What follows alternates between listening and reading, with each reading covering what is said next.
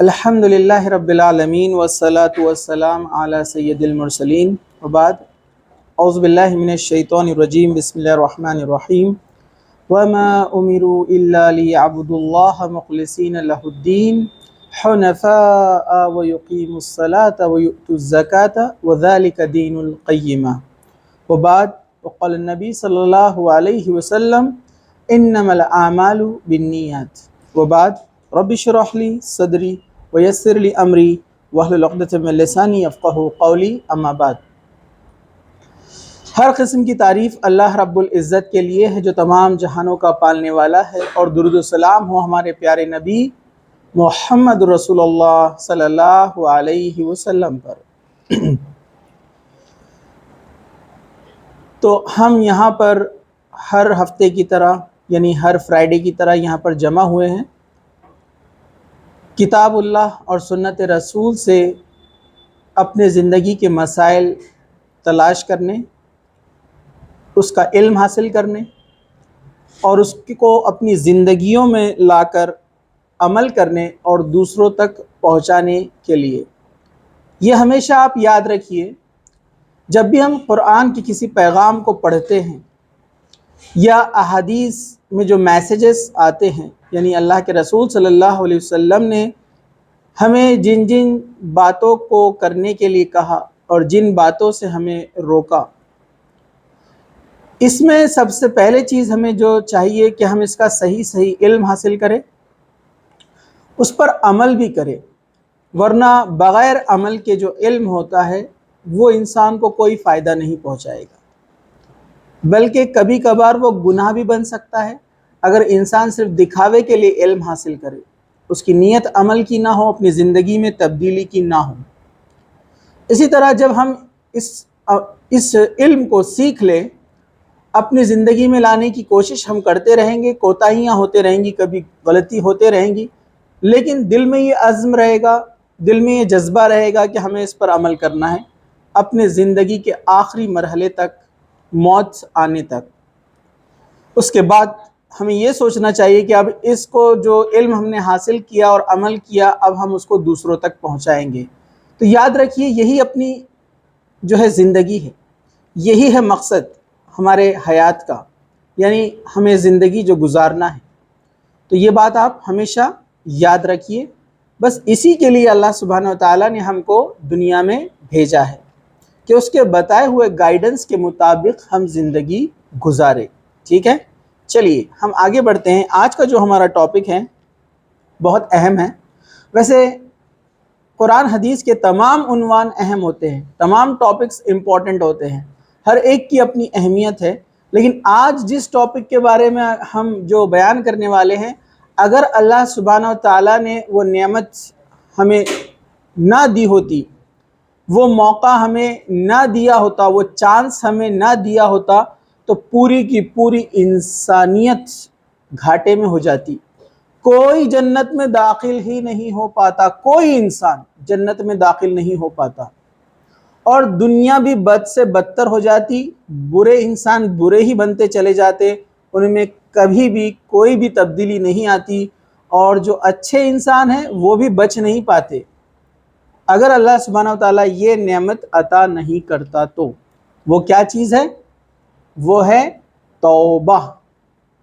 توبہ کا جو چانس اللہ سبحانہ وتعالیٰ نے انسان کو دیا ہے، اور ہم سبھی جانتے ہیں دنیا میں ایسا کوئی انسان نہیں ہے جو یہ دعویٰ کرے کہ میں نے گناہ نہیں کیا، مجھ سے غلطی نہیں ہوتی۔ کوئی یہ گارنٹی نہیں دے سکتا، کوئی یہ یہاں پر جو ہے بات نہیں کہہ سکتا۔ ٹھیک ہے، تو یہاں پر آپ دیکھیں گے توبہ جو اللہ سبحانہ وتعالیٰ نے رکھی ہے، یہ توبہ جو ہے انسان کے لیے ایک بہت بڑی نعمت، بہت بڑا انعام ہے اللہ سبحانہ وتعالیٰ کی طرف سے۔ اللہ سبحانہ وتعالیٰ، اللہ کے رسول صلی اللہ علیہ وسلم نے فرمایا، کل بنی آدم خطاؤن الخیر خطائین هو التوابون۔ کیا ہے؟ ابن آدم یعنی کون؟ ہم لوگ، آدم علیہ السلام کی اولاد، پوری کی پوری گنہگار ہے، خطا کار ہے، ہر ایک سے مسٹیک ہوتی ہے، کوئی چیلنج نہیں کر سکتا کہ میرے سے مسٹیک نہیں ہوتی ہے۔ کوئی یہ کوئی جو ہے گارنٹی نہیں دے سکتا کہ میں نے آج تک کوئی غلطی نہیں کی، مجھ سے کوئی گناہ نہیں ہوا، کوئی نہیں کہہ سکتا۔ کل بنی آدم خطاؤن، ہر انسان، آدم علیہ السلام کی اولاد سب کی سب سے مسٹیک ہوتی ہے۔ الخیر خطائین هو التوابون، لیکن سب سے اچھے مسٹیک کرنے والے کون ہیں؟ سب سے اچھے غلطی کرنے والے کون ہیں؟ هو التوابون، جو لوگ توبہ کر لیتے ہیں، اللہ سے معافی مانگ لیتے ہیں۔ اللہ کو یہ لوگ بہت پسند آتے ہیں۔ غلطی ہوئی، احساس دل میں پیدا ہوا کہ میں نے غلط کام کیا، نہیں کرنا چاہیے تھا، اللہ اور اس کے رسول کی نافرمانی کی، فوراً توبہ کر لیا، تو اللہ تعالیٰ کو ایسے لوگ بڑے پسند آتے ہیں، بڑا اللہ تعالیٰ ان کو محبوب جانتا ہے، ٹھیک ہے۔ لیکن توبہ کے لیے بھی ہمیں ایک بات جو ذہن میں رکھنا ہے، وہ ہے اخلاص۔ وہ کون سا ہے؟ اخلاص۔ تو آج ہم دو باتوں پہ یہاں پر بات کریں گے، ایک ہے توبہ اور دوسرا ہے اخلاص۔ دو ٹاپک ہم یہاں پر ایک ساتھ بیان کرنے والے ہیں، تو اخلاص اور توبہ۔ اب اخلاص کیا ہوتا ہے؟ تو ہم دونوں کو ساتھ میں اس لیے رکھ رہے ہیں کہ توبہ ایک بہت بڑا انعام ہے اللہ سبحانہ وتعالیٰ کی طرف سے، لیکن اس کے اندر بھی اخلاص کا پایا جانا ضروری ہے۔ میں نے ایک خطبے میں ایک حدیث کا ٹکڑا آپ کے سامنے پڑھا ہوں، انما الاعمال بالنیات، بچپن سے سنتے آ رہے ہم، اعمال کا دار و مدار نیتوں پر ہے۔ چلیے، تو میں نے آپ کے سامنے قرآن مجید کی ایک آیت تلاوت کی جس میں اللہ سبحانہ وتعالیٰ نے فرمایا، سورہ بینہ کی آیت نمبر 5 ہے کہ ان کو یہی حکم دیا گیا تھا، وَمَا أُمِرُوا إِلَّا لِيَعْبُدُوا اللَّهَ مُخْلِصِينَ لَهُ الدِّينَ، کہ ان لوگوں کو یہی حکم دیا گیا تھا کہ خالص اللہ کی عبادت کرنا، یکسو ہو کر، صرف ایک اللہ کی عبادت، کانسنٹریشن کے ساتھ، پورے ایک جوئی کے ساتھ میں۔ کس کو کہا گیا تھا؟ یہ اہل کتاب کے تعلق سے یہ آیت ہے۔ اہل کتاب کون ہے؟ آپ لوگ جانتے ہیں اہل کتاب کون ہے؟ کس کو کہتے ہیں اہل کتاب؟ پیپل آف دا بک بولتے ہیں انگلش میں ان کو، یعنی یہود اور نصارہ، جیوز اینڈ کرسچنز۔ قرآن نے بہت سارے مقامات پر اہل کتاب کا ڈسکشن کیا ہے۔ تو اہل کتاب میں یہودی اور عیسائی آتے ہیں، ٹھیک ہے، جس میں اکثریت عیسائیت کی آپ دیکھیں گے وہ اسلام کی طرف جلدی راغب ہوتے ہیں، وہ کتاب کو پڑھتے ہیں اور صحیح اور غلط کے بارے میں وہ سوچتے ہیں۔ یہودی بھی کتاب پڑھتے ہیں، یہودی سمجھ کر نہیں پڑھتے، ان کا مسئلہ ایک یہ ہے کہ انہوں نے اپنے علماء کو اپنا رب بنا لیا۔ جب اس زمانے میں اللہ تعالیٰ نے ان کو کہا تھا، آج بھی ان کا حال یہی ہے، جو اوپر سے ان کو حکم آتا ہے وہی کرتے ہیں، کتاب صرف رٹتے ہیں، بہت کثرت سے پڑھتے ہیں۔ آپ دیکھیے یروشلم، یعنی جو ہم دیکھتے ہیں بیت المقدس، مسجد اقصیٰ ہے، وہاں پر وہ دیوار کے پاس کھڑے رہ کر عبادت کرتے، اپنے سروں کو مارتے دیوار کے اوپر اور کنٹینیو ہل کر وہ عبادت کرتے۔ ان کو کتاب یاد بھی ہوتی ہے بہت ساری، جو ان کی بائبل کا جو پہلا حصہ ہے، اولڈ ٹیسٹمنٹ جس کو وہ کہتے ہیں، لیکن وہ سمجھتے نہیں ہیں، سمجھ کر نہیں پڑھتے ہیں، ٹھیک ہے۔ تو یہاں اہل کتاب سے مراد یہودی اور عیسائی ہے۔ ان کو کہا گیا تھا ایک اللہ کی عبادت کرنا، لیکن انہوں نے شرک کیا، عیسیٰ علیہ السلام کو خدا بنا دیا، اللہ کے ساتھ ملا دیا، گاڈ بنا دیا عیسائیوں نے۔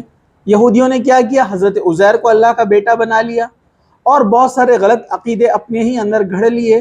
اور سب سے بڑا گناہ جو انہوں نے کیا تھا وہ کیا کیا تھا؟ اللہ کے احکامات میں تبدیلی کی تھی، تحریف، اس میں چینجز۔ تو انہوں نے اللہ تعالیٰ کی عبادت سے منہ موڑا، تو ان کو کہا گیا کہ ان کو بھی یہی حکم دیا گیا تھا۔ اب امت محمدیہ یعنی ہم لوگوں کو، یعنی مسلمانوں کو اللہ سبحانہ وتعالیٰ کہہ رہا ہے یہودی اور عیسائیوں کو یہی حکم دیا گیا تھا کہ ایک اللہ کی عبادت کرنا اور نماز پڑھنا اور زکوٰۃ دینا، اور یہی سچا دین ہے، ٹھیک ہے۔ تو پہلی جو بات آئی وہ اپنے ٹاپک سے ریلیٹڈ ہے، یکسو ہو کر جو ہے عبادت کرنا، یعنی خالص اللہ کی عبادت، اس میں کسی کی بھی ملاوٹ نہیں۔ جیسے یہ لوگوں نے، عیسائیوں نے کیا کیا؟ انہوں نے کیا کیا تھا؟ عیسیٰ علیہ السلام کو خدا بنا دیا تھا، اور یہودیوں نے کیا کیا تھا؟ اپنی خواہشات کو بھی اپنا معبود بنا لیا تھا، اپنے علماء کو اپنا معبود بنا لیا تھا۔ ایک صحابی عبداللہ بن سلام جو کہ اسلام قبول کیے، وہ یہودی تھے پہلے، وہ کتاب پڑھتے تھے، بائبل پڑھتے تھے، اس زمانے میں توریت زبور پڑھا کرتے تھے۔ وہ آئے اللہ کے رسول صلی اللہ علیہ وسلم کے پاس، جب اسلام قبول کیا تو کہا اللہ کے رسول، ہمارے جو یہودی لوگ ہیں مطلب پہلے میں بھی یہودی تھا، ہم لوگوں نے اپنے علماء کی کبھی عبادت نہیں کی، ہمارے جو اسکالرز تھے ہم نے تو کبھی ان کو پوجا پاٹ نہیں کی ان کی، پھر قرآن نے ایسا کیوں کہا کہ جو ہے یہودیوں نے اپنے علماء کو اپنا رب بنا لیا تھا؟ تو اللہ کے رسول صلی اللہ علیہ وسلم نے ان کو سوال کیا کہ اے عبداللہ بن سلام، کیا اللہ کا کوئی حکم توریت میں اور زبور میں ہوتا کہ فلاں چیز کرنا ہے، لیکن تمہارے علماء اس کو حرام قرار دیتے، تو کیا تم بھی حرام مانتے تھے؟ نہیں مانتے تھے اس کو؟ تو کہا ہاں مانتے تھے۔ اور اللہ تعالیٰ نے کسی چیز کو تمہارے اوپر حرام کیا تھا، مطلب منع کیا تھا اس چیز سے، لیکن تمہارے علماء تمہارے اسکالر بولتے تھے وہ حلال ہے، تو تم اس کو حلال مانتے تھے یا نہیں مانتے تھے؟ انہوں نے کہا ایسا بھی ہوتا تھا کہ کتاب میں ایک بات لکھی ہوئی ہے لیکن جو علماء ہیں ہمارے وہ کچھ اور بول رہے ہیں۔ تو اللہ کے رسول صلی اللہ علیہ وسلم نے فرمایا یہی ہے اپنے علماء کو رب بنانا، کہ اللہ کے حلال کو وہ حرام کہتے تو تم مان لیتے ہو، اللہ کے کیے ہوئے حرام کو وہ حلال کہتے تو تم مان لیتے ہو۔ تو کہا یہی ہے اپنے علماء کو رب بنانا۔ اس معاملے میں ہم نے بھی ڈرنا چاہیے، امت محمدیہ کے یعنی ہمارے علماء کیوں نہیں رہتے؟ اگر وہ قرآن حدیث سے ہٹ کر بات کہیں گے تو ان کی بھی بات نہیں مانی جائیں گے، چاہے دنیا کا کتنا ہی بڑا عالم ہو، کتنی ہی بڑی ڈگری اس کے پاس ہو، وہ ایسی چیز کو حلال قرار دیتا ہے جس کو کتاب و سنت نے حرام کیا ہے تو اس کی بھی بات نہیں مانی جائیں گی۔ یہ رول تب بھی تھا اور وہ رول آج بھی ہے، ٹھیک ہے؟ اس لیے علماء حق کے پیچھے چلنا، ٹھیک ہے؟ علماء سو جو ہوتے ہیں، جو اپنی بات کے مطابق قرآن حدیث کو پیش کرتے ہیں، قرآن حدیث کے مطابق اپنے آپ کو پیش نہیں کرتے، ایسے لوگوں کی بات کو نہیں ماننا ہے، ٹھیک ہے؟ تو یہ لوگوں نے یہ کام کیا تھا، تو انہوں نے اخلاص ان کا ختم ہو گیا تھا۔ تو خالص سے لفظ آیا اخلاص، اور سورہ اخلاص کے بھی ہم تفسیر دیکھ چکے ہیں۔ تو اخلاص کا معنی ہے پیور، مطلب اس میں ذرا بھی ملاوٹ نہیں۔ یہ لفظ ہم بھی استعمال کرتے ہیں نا، خالص دودھ ہے نا، خالص پانی، صاف پانی، کسی چیز کی ملاوٹ اس میں نہیں ہونی چاہیے، تو اسی سے لفظ آیا اخلاص۔ لیکن یہاں پر اخلاص کا معنی یہ ہے کہ جب اللہ کے رسول صلی اللہ علیہ وسلم سے پوچھا گیا کہ ایمان کے بارے میں، تو آپ نے ایمان بتایا، اسلام بتایا، احسان بتایا۔ تو احسان جو ایک لفظ یہاں پر بتایا گیا ہے حدیث کے اندر آتا ہے کہ اللہ کے ساتھ ہم ایسی عبادت کریں، یعنی اللہ کی عبادت ہم ایسے کریں کہ ہم اللہ تعالیٰ کو دیکھ رہے ہو، اور یہ کیفیت اپنے اندر پیدا نہ کر سکے تو کم سے کم ایسا انسان سوچے کہ اللہ ہم کو دیکھ رہا ہے۔ یہ لفظ بھی آپ نے سنا ہے احسان، ٹھیک ہے؟ تو احسان کی صفت جب انسان کے اندر آ جاتی ہے، صرف عبادت یعنی نماز میں نہیں، ہر وقت اگر اس کے ذہن میں یہ صفت اللہ تعالیٰ کی جو ہے یہ صفت اس کے دماغ میں، اس کے ذہن میں، اس کے دل میں بیٹھ جائے کہ اللہ ہر جگہ دیکھ رہا ہے، تو اخلاص کو پیدا کرنا اس کے لیے بڑا ہی آسان ہو جائے گا۔ تو اخلاص کیا ہے؟ اخلاص یہ ہے کہ خالص صرف اور صرف اللہ کی رضا کے لیے کوئی بھی عمل کیا جائے، اور اللہ تعالیٰ کی عبادت میں کسی کو بھی شامل نہ کیا جائے۔ توحید کے مسئلے کے اندر جو ہے ہم یہ تمام چیزیں ڈیٹیل میں دیکھ چکے ہیں۔ چلیے اب اخلاص کتنا اہم ہے ذرا آپ اس کو غور سے سنیے۔ امیر المومنین حضرت ابو حفص عمر بن خطاب فرماتے ہیں رضی اللہ عنہ کہ قریشی، یہ ان کا جو ہے لقب یہاں پر ہے، اس سے روایت کرتے، وہ کہتے ہیں کہ میں نے رسول اکرم صلی اللہ علیہ وسلم کو فرماتے ہوئے سنا عملوں کا دار و مدار نیتوں پر ہے۔ غور سے سنیے، بہت بار سنا ہے، پوری حدیث سنیے۔ میں نے رسول اکرم صلی اللہ علیہ وسلم کو فرماتے ہوئے سنا عملوں کا دار و مدار نیتوں پر ہے، ہر شخص کو اس کی اچھی یا بری نیت کے مطابق اچھا یا برا بدلہ ملے گا۔ اس کی ہجرت انہی کی طرف سمجھی جائیں گی جس کے لیے اس نے ہجرت کی، دنیا حاصل کرنے کے لیے یا کسی عورت سے نکاح کرنے کی غرض سے، اس ہجرت کا بدلہ اس کو وہی ملے گا۔ ٹھیک ہے، یہ متفق علیہ حدیث ہے، ٹھیک ہے، بخاری میں بھی ہے، مسلم میں بھی ہے۔ اس حدیث کو ہر کوئی کوٹ کرتا ہے، ہر کوئی پڑھتا ہے، لیکن عمل کے معاملے میں ہم اس کو بھول جاتے ہیں۔ آپ دیکھیے اصل میں ہوا یہ تھا، جب حکم دیا گیا تھا ہجرت کا، ہجرت جانتے ہیں آپ لوگ؟ ہجرت کسے کہتے ہیں؟ ہجرت کسے کہتے ہیں بتائیے؟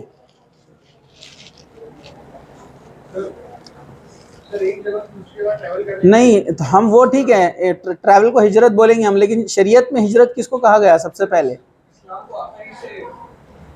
نہیں نہیں،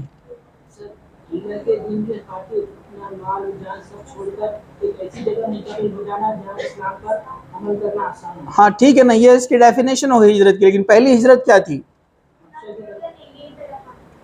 ہاں دیکھیے چھوٹی چھوٹی چیزیں ہوتی ہے، لیکن اب سیرت پڑھنا چاہیے آپ نے، ٹھیک ہے؟ پہلی ہجرت کیا ہوئی تھی دین اسلام کی خاطر؟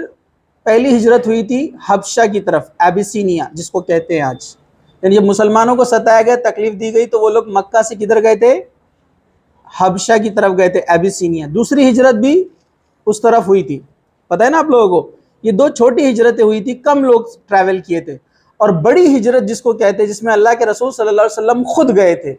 پہلی والی جو دو ہجرتیں ہوئی تھی اس میں اللہ کے رسول صلی اللہ علیہ وسلم شامل نہیں تھے، صحابہ کو بھیجا تھا، ٹھیک ہے؟ جو ہجرت اسلامی تاریخ کے اندر نوٹڈ ہے، جس سے ہجری کیلنڈر جو ہے ہم لوگ لیتے ہیں، اس سے ہم کاؤنٹ کرتے ہیں اس کو، وہاں سے اللہ کے رسول صلی اللہ علیہ وسلم جب مکہ سے مدینہ آپ تشریف لے گئے، آپ وہاں سے منتقل ہوئے تو مائگریٹ کیا آپ نے، تو وہاں سے ایک ہجری ڈیٹ کاؤنٹ کی جاتی ہے، ٹھیک ہے؟ اس ہجرت میں اصل میں ہوا یہ تھا کہ اللہ کے حکم سے تمام مسلمان چلے گئے مکہ سے مدینہ۔ ایک آدمی تھا جو ہجرت اللہ اور اس کے رسول کی خاطر نہیں کیا تھا، بلکہ مدینہ میں ایک عورت تھی، اس نے اس سے کہا تھا کہ اگر تم وہاں آؤ گے تو میں تم سے نکاح کروں گی، اگر تم ہجرت کر کے آگے تو میں تم سے نکاح کر لوں گی۔ اس کا نام جو ہے ام قیس تھا اس عورت کا۔ تو وہ شخص وہاں سے ہجرت کیا مدینہ، تو اس لیے حدیث میں یہاں پر کوٹ کیا ہے جس نے اللہ اور اس کے رسول کے خاطر ہجرت کیا تو اس کا بدلہ کیا ہے؟ وہی ہے، یعنی جنت ہے، اور جس نے کسی عورت سے نکاح کرنے کے لیے ہجرت کی تو اس کا بدلہ وہی ہے، یعنی اس سے اس کا نکاح ہوا۔ اس لیے صحابہ میں وہ شخص مشہور تھا، اس کو مہاجر ام قیس کہا جاتا تھا، اس نام سے ہی اس کو پکارا جاتا تھا کیونکہ اس نے اس عورت سے نکاح کرنے کے لیے ہجرت کی تھی۔ تو ہجرت آپ کی نیت پر ڈیپینڈ ہے کہ آپ نے کس نیت سے کی۔ دیکھیے صحابہ نے بھی مشقت اٹھائی، تکلیف اٹھائی ایک جگہ سے دوسری جگہ جانے کی، اس شخص نے بھی تکلیف اٹھائی، لیکن بدلہ دونوں کا الگ الگ، حالانکہ عمل کیا ہوا؟ ٹریولنگ کا سیم، تکلیف سیم، برابر ہے کہ نہیں ہے؟ جو پرابلم مسلمانوں کو فیس کرنا پڑی، پانی کی پیاس، گرمی کی شدت، کڑی دھوپ، ریگستان کا سفر، وہ آدمی نے بھی سیم ٹریول کیا، سیم تکلیفیں اس کو ہوئی، لیکن بدلہ الگ الگ مل رہا ہے۔ تو یعنی آپ سمجھ جائیے اخلاص کتنا اہم ہوتا ہے کہ آپ کی نیت کیا ہے۔ تو ویسے دنیا میں ایک انسان خوب محنت کر رہا ہے، بہت زیادہ محنت کر رہا ہے، عبادت میں بھی کر رہا ہے، لیکن نیت یہ ہے کہ لوگ دیکھیں، لوگ تعریف کریں، لوگ خوش ہو، یا فلاں کو امپریس کر دوں، فلاں چیز حاصل کر لوں، فلاں کی چیز گین کر لوں، اس کو آخرت میں کچھ نہیں ملنے والا ہے۔ یہ بات یاد رکھیے آپ، نیت بڑی اہم چیز ہے، یہ بات آپ یاد رکھیے۔ نیت، اور صحابہ کی نیت خالص تھی، پھر بھی اللہ سے بہت ڈرتے تھے۔ ہماری نیتوں میں کھوٹ ہے لیکن ہم اللہ سے بالکل نہیں ڈرتے۔ آپ دیکھیے حضرت ابو ہریرہ رضی اللہ عنہ کے پاس ایک آدمی آیا اور کہا کہ آپ مجھے اللہ کے رسول کی کوئی حدیث سنائیے جو آپ تک کسی کو آپ نے نہیں سنائی ہے۔ یہ بات سن کر حضرت ابو ہریرہ کھڑے ہوئے اور کہا کہ میں تمہیں ایک حدیث سناتا ہوں، اور وہ بے ہوش ہو گئے۔ 3 بار ہوا ایسا، اللہ کا ڈر۔ وہ حدیث کیا تھی؟ وہ 3 لوگوں کے بارے میں جن سے جہنم دہکائی جائیں گی۔ ایک وہ شخص جس کو اللہ تعالیٰ نے مال و دولت دیا ہے نا، اس کو بلایا جائے گا تو اللہ پوچھے گا تو نے کیا کیا؟ کہے گا میں نے خوب تیری راہ میں لٹایا۔ اللہ کہے گا جھوٹ بولتا ہے، جہنم میں ڈالو۔ اس لیے کیا کہ لوگ بولیں گے بہت مالدار، کتنا دل بڑا ہے اس کا، کتنا فیاض ہے۔ دوسرا، اس کو بلایا جائے گا تجھے علم دیا تھا، کیا کیا؟ وہ کہے گا اللہ تو نے مجھے علم دیا تھا، میں نے تیری راہ میں علم کو لٹایا، لوگوں میں تقریریں کی، بیان کیا، لوگوں کو دین کی طرف بلایا، بہت محنت کی دین کے لیے، زندگی لگا دیا۔ اللہ بولیں گا جھوٹ بول رہا ہے، اس کو جہنم میں ڈال دو۔ اس لیے کہ کیا کہ دنیا میں لوگ بولے کتنا بڑا عالم ہے، کتنا بڑا علامہ ہے، بہت تعریف قرآن کا علم رکھنے والا ہے، تو نیت درست نہیں تھی، اٹھا کے جہنم میں ڈال دیا گیا۔ تیسرا، جس نے اپنی جان دے دی، شہید، سیکوینس آگے پیچھے میں مختصر سے بیان کر رہا ہوں. بولیں گے میں نے اللہ تیری راہ میں شہید ہو گیا، جان دے دیا میں نے، اللہ تعالیٰ اس کو اٹھائے گا جہنم میں ڈال دے گا. کہا کہ نہیں، اس لیے اس نے جنگ کیا، اس نے جو ہے جہاد کیا، لڑائی کیا، جان دیا کہ لوگ کہے کتنا بہادر تھا. نیت ایسی تھی، اٹھا کے جہنم میں. نیت صرف تبدیل ہونے کی وجہ سے، دیکھیے آپ، نیت میں تبدیلی تھی بس. عمل کتنے بڑے بڑے، ایک نے جان دے دیا، ایک نے اپنا سارا مال لٹا دیا، ایک نے پورا علم لگا دیا. نیت میں تھوڑی سی تبدیلی آئی، سارے عمل برباد، بلکہ جہنم سٹارٹ ان سے ہو رہی ہے، دہکائی جائیں گی ان سے.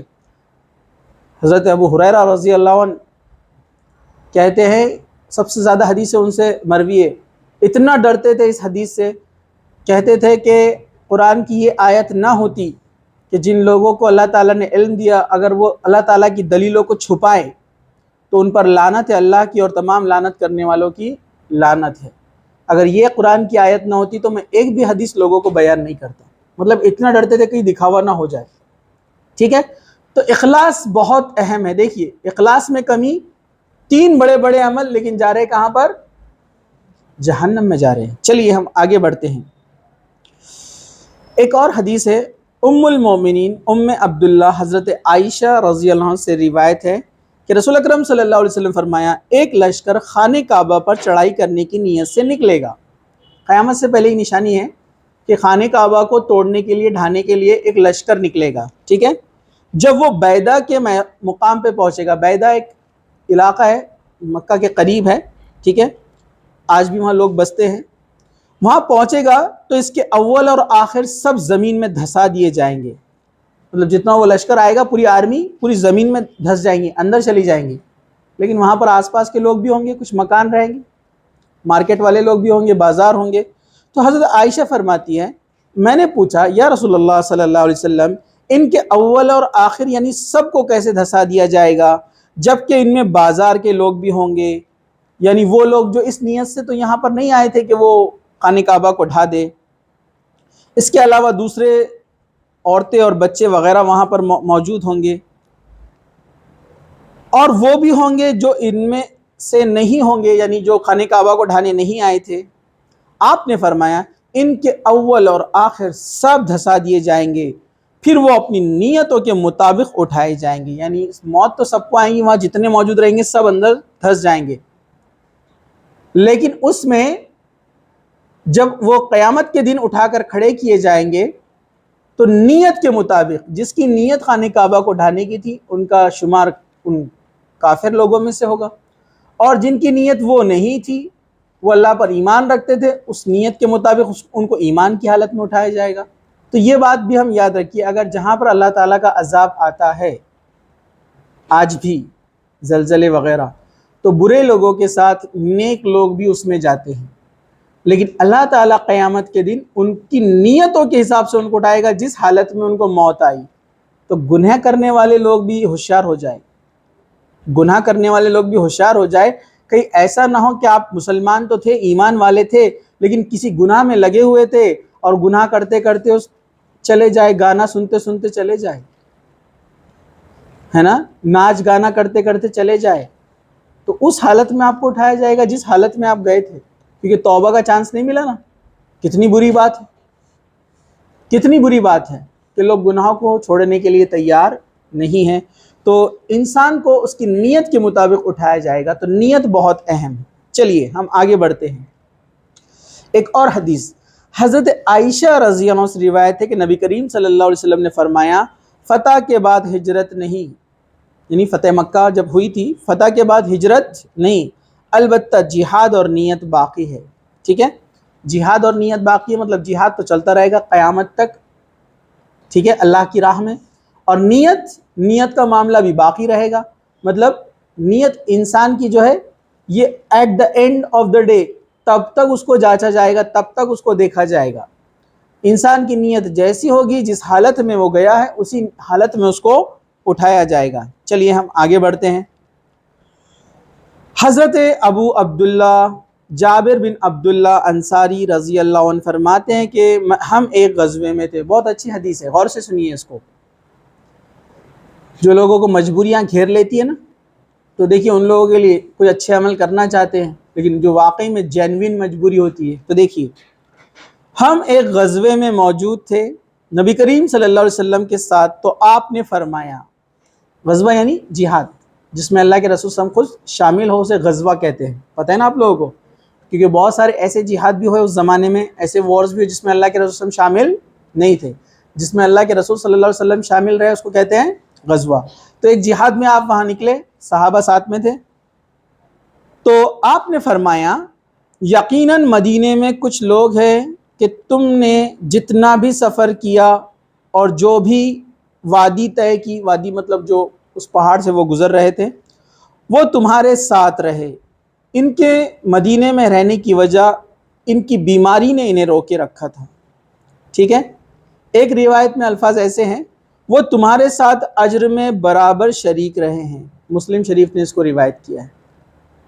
دیکھیے اصل میں جب وہ وار سے لوٹ رہے تھے، ایک وادی میں پڑاؤ ڈالا، سب لوگ رکے ہوئے تھے. تب اللہ کے رسول صلی اللہ علیہ وسلم فرمایا کہ کچھ لوگ مجبوری کی وجہ سے اس جہاد میں شامل نہیں ہو سکے. مطلب ہو سکتا ہے میں بھی کوئی پیر سے معذور ہوگا، کسی کی آنکھیں نہیں ہوں گی، کسی کا ریئل جینوین ایسا پرابلم ہوگا کہ ہمارے ساتھ آ نہیں سکتا تھا، لیکن دل سے پورا ارادہ تھا آنے کا. تو اللہ کے رسول صلی اللہ علیہ وسلم فرمایا کہ وہ لوگ جو مدینہ میں رکے ہوئے ہیں، کسی مجبوری کی وجہ سے، جینوین مجبوری کی وجہ سے نہیں آ سکے، وہ اجر میں تمہارے برابر ہے. دیکھیں نیت کا کتنا بڑا اجر ہے، صرف اچھی نیت کرنے کا اجر ہے، عمل کچھ بھی نہیں کیا. جبکہ دوسرا ایک آدمی ہے، ہم سوچے اگر جتنی حدیثیں ہم دیکھ رہے ہیں، ایک دوسرا کیس دیکھیے کہ ایک آدمی پوری محنت اور مشقت کر رہا ہے، اللہ کی راہ میں جان دے دی، مال دے دیا، علم کے لیے اپنی لائف لگا دی، لیکن جا رہا ہے جہنم میں. ریزن نیت اچھی نہیں ہے. جبکہ کچھ لوگ وہ مدینہ میں بیٹھے ہوئے، عمل کچھ بھی نہیں کیا، لیکن نیت تھی، مجبوری نے ان کو رو کے رکھا. مطلب وہ اتنے جینوین تھے کہ اگر ان کی وہ مجبوری ہٹ جاتی تو وہ فوراً آ جاتے، مطلب ارادہ پورا تھا. تو یہ دیکھیے خالص نیت کا بدلہ کتنا بہترین ہوتا ہے. ویسے ہی آپ جو لوگ کوششیں کر رہے ہیں، جس پروفیشن میں آپ جاتے ہیں، اگر نیت آپ کی ہے کہ اللہ تعالیٰ دے گا، تو جو کچھ فیلڈ میں ہم جائیں گے اللہ کی راہ میں کوشش کریں گے، لوگوں کو دین کی دعوت دیں گے، اس علم کے ذریعے سے لوگوں کو فائدے پہنچائیں گے، غریبوں کی مدد کریں گے. اگر کسی وجہ سے آپ نہیں کر سکے تب بھی آپ کو اجر ہے، اور اس سے پہلے اس دنیا سے چلے بھی جائے تب بھی اجر ہے. کیوں؟ کیونکہ نیت کا ثواب ہے. اچھے کام کی آپ نے نیت کی، آپ کا ثواب لکھ دیا گیا، اور اس پر عمل کیا تو پھر اجر زیادہ ہے، اللہ جتنا چاہے اتنا دے. یہ بات یاد رکھیے. ٹھیک ہے. چلیے ہم آگے بڑھتے ہیں. حضرت ابو زید معین بن یزید بن اخنس رضی اللہ عنہ، یہ معین خود، اس کے باپ یزید اور دادا اخنس. معین باپ ہے یزید اور دادا ہے اخنس، تین لوگ ہیں. ٹھیک ہے. معین، یزید اور اخنس، دادا باپ بیٹا. چلیے سب صحابی ہے. یہ بیان کیا کہ میرے باپ یزید نے، مطلب حضرت معین فرما رہے، کہا کہ میرے باپ یزید نے کچھ دینار صدقے کے لیے نکالے اور وہ انہیں مسجد نبوی میں ایک آدمی کے پاس رکھ آئے کہ جو ضرورت مند آئے گا تو اس کو دے دینا. میں ایک آدمی کے پاس نکالے اور انہیں مسجد میں ایک آدمی کے پاس رکھ آئے تاکہ وہ کسی ضرورت مند کو دے دے. میں مسجد میں آیا تو میں نے وہ دینار اس سے لے لیے کیونکہ مجھے ضرورت تھی. الگ الگ رہتے ہوں گے، والد الگ گھر میں، بیٹا الگ گھر میں. ٹھیک ہے. اور گھر لے آیا. جب والد کو معلوم ہوا تو انہوں نے فرمایا واللہ تجھ کو تو دینے کا میں نے ارادہ نہیں کیا تھا. چنانچہ میں اپنے والد کو نبی کریم صلی اللہ علیہ وسلم کی خدمت میں لے آیا اور یہ جھگڑا آپ کے سامنے پیش کر دیا. آپ نے فرمایا اے یزید، تیرے لیے تیری نیت کا ثواب ہے، اور اے معین، تیرے لیے جو لیا تیرے لیے جائز ہے. سمجھا آپ کو؟ مطلب باپ اور بیٹا الگ رہتے تھے، انہوں نے کچھ صدقے کی چیزیں مسجد میں دے کر آئے کہ کوئی ضرورت مند آئے تو اس کو دے دینا. اب اتفاق ایسا ہوا کہ بیٹا جو تھا اس کو ضرورت تھی، وہ وہاں پر پہنچا اور اس نے اس چیز کو لے لیا. تو اللہ کے رسول صلی اللہ علیہ وسلم فرمایا کہ دینے والے کو اس کی نیت کے ثواب مل گیا نیت کے حساب سے، اور لینے والے کے لیے وہ جائز ہے. سمجھا آپ کو؟ اس سے ایک بات پتہ چلتی ہے بیٹا اگر باشعور ہے اور بالغ ہے لیکن کسی ضرورت کے تحت وہ اسی کو کوئی چیز کی نیڈ ہے، کچھ ضرورت ہے، تو باپ اس کو صدقہ دے سکتا ہے، لیکن بیٹا باپ کو نہیں دے سکتا کیونکہ وہ اس کی ذمہ داری ہے، اس کے اوپر فرض ہے۔ سمجھا آپ کو؟ سمجھا آپ کو؟ اسی طرح بیوی بھی دے سکتی ہے صدقہ شوہر کو، کبھی کسی اور جگہ ہم دیکھیں گے بعد میں پورے مسائل، ابھی تو ہمارا ٹاپک یہ نہیں ہے، وقت کی بھی کمی ہے، تو ابھی صرف شارٹ میں کہ باپ بیٹے کو صدقہ دے سکتا ہے، بیٹا نہیں دے سکتا باپ کو کیونکہ وہ اس کی ذمہ داری ہے۔ چلیے آگے بڑھتے ہیں ہم۔ ابو اسحاق سعد بن ابی وقاص، مالک بن احب بن عبد مناف بن زہرہ بن کلاب بن مرہ بن کعب بن لوئی القریشی الزہری، یہ پورا ان کا سلسلہ ہے، ٹھیک ہے؟ یاد نہیں رہتا ہے، مجھے بھی یاد نہیں رہتا، آپ کو بھی یاد نہیں رہے گا، تو صرف آپ یاد رکھیے یہاں پر جو ان 10 صحابہ میں سے ہے سعد بن ابی وقاص، یہ عشرہ مبشرہ میں سے ہے، ٹھیک ہے؟ عشرہ مبشرہ بہت کم لوگوں کو یاد رہتے ہیں، میں نے کئی بار پوچھا بچوں کو، ہے نا، 4 خلیفہ مسجد میں لکھے ہوئے رہتے اس لیے وہ دیواروں پہ یاد رہتے اپنے کو، ہے نا، باقی کے یاد نہیں آتے، تو پڑھنا چاہیے، ٹھیک ہے؟ تو سعد بن ابی وقاص یہ عشرہ مبشرہ میں سے ہیں جنہیں جنت کی بشارت دی گئی تھی، ٹھیک ہے؟ وہ فرماتے ہیں کہ میری بیمار پرسی کے لیے حجۃ الوداع کے سال رسول اکرم صلی اللہ علیہ وسلم میرے پاس تشریف لائے، یہ مکہ میں تھے، بہت بیمار تھے، بہت زیادہ، حدیث طویل ہے، میں مختصر سے بیان کر دوں۔ یہ بہت زیادہ بیمار ہو گئے کہ ان کو لگا کہ اب شاید زندگی نہیں رہیں گی، موت قریب ہے، تو اللہ کے رسول صلی اللہ علیہ وسلم سے اجازت مانگی، کیا میں کہا مجھے ایک ہی بیٹی ہے، کہا کہ میں اپنی پوری جائیداد، پوری مال دولت اللہ کی راہ میں لگانا چاہتا ہوں۔ تو اللہ کے رسول صلی اللہ علیہ وسلم نے فرمایا کہ نہیں، تم ایسی حالت میں اس دنیا سے نہ جاؤ کہ تمہارے پیچھے بال بچوں کو تم دوسروں کے سامنے مانگتا ہوا چھوڑ دو، مطلب ان کو بھی کچھ نہ کچھ حق ہے ان کا، دینا چاہیے ان کو، تو آپ نے اجازت نہیں دی، کہا ٹھیک ہے آدھا 50%۔ بہت پیسے والے تھے، بہت مالدار تھے حضرت سعد بن ابی وقاص، ٹھیک ہے؟ بہت سارے جہاد میں بہت سارے مال غنیمت میں ان کو حصہ ملا تھا، ٹھیک ہے؟ پھر وہ بولنے لگے آدھا، تو اللہ کے رسول نے پھر بھی انکار کیا، پھر کہا کہ 1/3، 1/3، 1/3 پوری مال دولت کا، پوری پراپرٹی کا، تو اللہ کے رسول صلی اللہ علیہ وسلم نے کہا یہ بھی بہت زیادہ ہے، لیکن مطلب اجازت مل گئی، تو انہوں نے 1/3 اللہ کی راہ میں خرچ کر دیا، لیکن بعد میں اتفاق ایسا ہوا کہ اللہ تعالیٰ نے ان کو صحت دے دی اور وہ ہر سال 1/3 خرچ کرتے جاتے، لیکن اللہ ان کے مال میں کوئی کمی نہیں کرتا۔ یہ صحابہ تھے، دیکھیے مال تو آتا تھا، مال کماتے بھی تھے، لیکن مال سے محبت نہیں تھی۔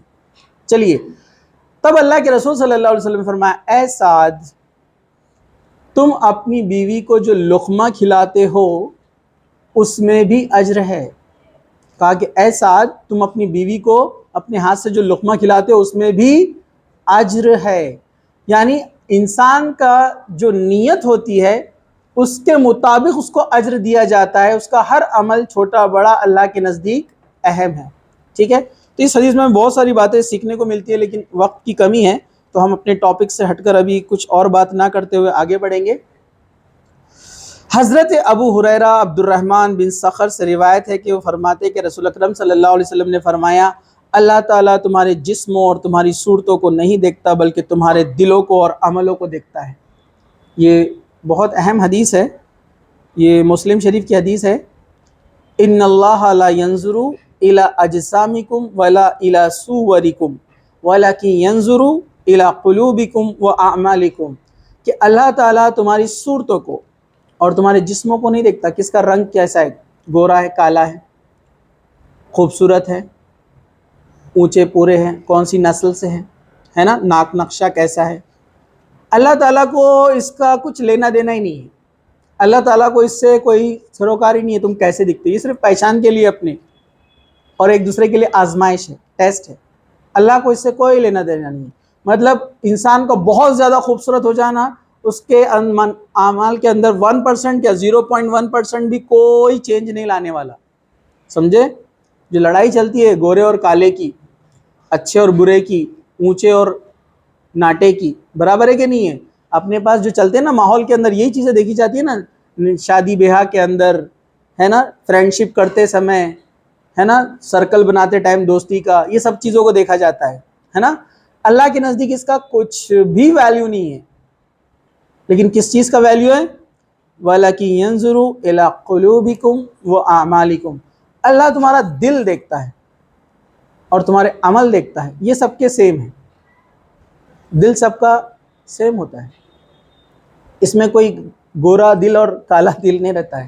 ہاں بنتا ہے ضرور وہ کالا گناہ سے، حدیث ہے نا، گناہ کرنے پر اس پہ سیاہ داغ، بلیک ڈاٹ لگا دیا جاتا ہے، گناہ انسان کرتے جاتا پورا دل کالا ہو جاتا ہے۔ تو اگر دل اندر کالا ہے اور آپ خوبصورت چہرہ لے کر یا اچھا جسم لے کر کیا کریں گے؟ اللہ کے نزدیک اس کی کوئی ویلیو نہیں ہے۔ اور ایک انسان دکھنے میں ٹھیک نہیں ہے، رنگ اچھا نہیں ہے، لیکن اس کے اندر دل خوبصورت یعنی نیکیوں والا دل ہے، اللہ کے نزدیک وہ زیادہ اہم ہے، ٹھیک ہے؟ تو آپ یاد رکھیے، ہمارا خالق، مالک، اس کائنات کا، اس یونیورس کا مالک، پورے اس برہمانڈ، پورے اس کائنات، جو ملٹی یونیورس کا کنسپٹ ہم پڑھتے ہیں، کتنی بڑی کائنات ہے اللہ کی، اس کی نظر میں اگر آپ کو اچھا بننا ہے تو نیک عمل کیجیے، ورنہ اللہ تعالیٰ کو آپ کے دوسرے جو پراپرٹیز ہے، دوسری جو خصوصیات ہے، اس سے کوئی لینا دینا نہیں ہے۔ تو اللہ تعالیٰ تمہارے دلوں کو اور تمہارے عملوں کو دیکھتا ہے۔ کچھ لوگ اس حدیث کو آدھا بیان کرتے ہیں، اللہ تعالیٰ تمہارے دلوں کو دیکھتا ہے، بس یہاں پر ختم، اور یہی بول کر کیا بولتے ہیں پھر وہ، برقعے کی کیا ضرورت، دل سے رہنا، داڑھی کی کیا ضرورت، دل سے رہنا۔ تو امام نووی رحمۃ اللہ علیہ نے کہا کہ اس حدیث کو پورا پڑھنا ہے تو مسلم شریف کی اس حدیث کو پڑھیے، وَلَكِنْ يَنْظُرُ إِلَىٰ قُلُوبِكُمْ وَأَعْمَالِكُمْ، وہ دلوں کو بھی دیکھتا ہے اور عمل بھی دیکھتا ہے، پریکٹیکلی بھی کر کے بتانا پڑے گا آپ کو، ٹھیک ہے؟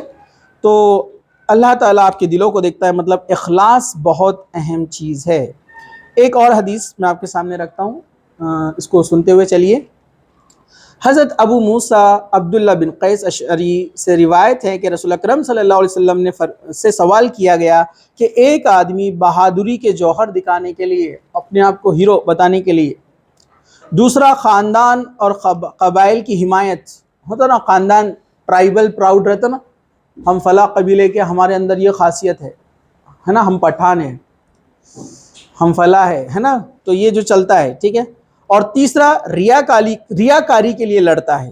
ان میں سے اللہ کی راہ میں لڑنے والا کون ہے؟ ریاکاری مطلب لوگ بہت تعریف کریں گے، بہت میرا نام ہوگا، جگہ جگہ چرچے ہوں گے، گلی گلی لوگ جو ہے میری تعریف کریں گے، ہے نا، چبوتروں پہ میرا ڈسکشن ہوگا، ہے نا، برابر ہے کہ نہیں ہے؟ تو ایسی نیت والا ریاکار انسان جو رہتا ہے، ٹھیک۔ ان میں سے اللہ کی راہ میں لڑنے والا کون ہے؟ رسول اکرم صلی اللہ علیہ وسلم فرمایا، جو شخص صرف اللہ کے لیے لڑتا ہے، اس کے لیے لڑے، یعنی اللہ کا کلمہ بلند کرنے کے لیے، وہ اللہ کی راہ میں لڑنے والا ہے۔ مطلب آپ دنیا میں جتنے بھی شو کرتے ہیں، شو آف، خود کی تعریف ہو، خاندان کا نام اونچا ہو، برابر ہے کہ نہیں ہے؟